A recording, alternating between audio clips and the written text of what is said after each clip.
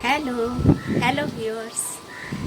Welcome to my channel Phytonica, and today we'll discuss about a very beautiful topic, and that is the spider grass.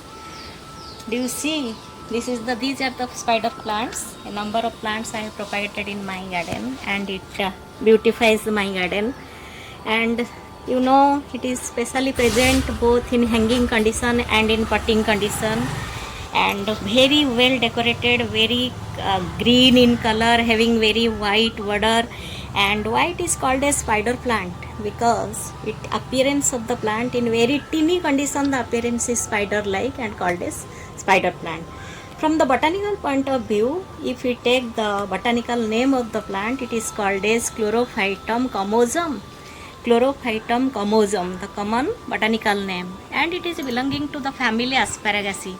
And a very well character of the Asparagaceae is, if we take the root system, they show fasciculated root. So many roots fascicle like, very closely they are attached and present in the root. That means very well they can be propagated from the root, they can be propagated, and from the very teeny part of the plant they can be propagated.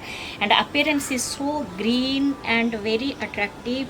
And otherwise it is called as the Bernard's lily, otherwise called as hanging lily, spider lily. A number of names are there.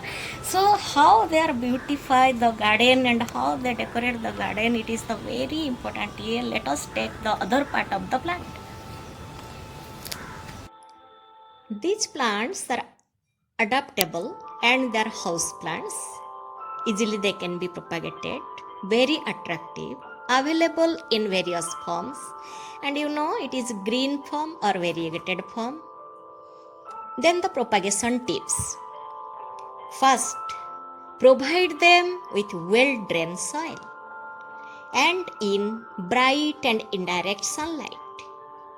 Butter them well. Do not overbutter or do not underbutter. Overbutter may cause the rot in the root. So place the plant in a cooler place, that means indirect sunlight. Occasional pruning is needed because sometimes the pruning makes a healthy propagation and a healthy texture to the plant. And very small propagating small spiderets, that are the small plants, from that plant it can be easily propagated. And then come to some tips about the maintenance. It is a normal plant and it is particularly sometimes it turns brown. Why?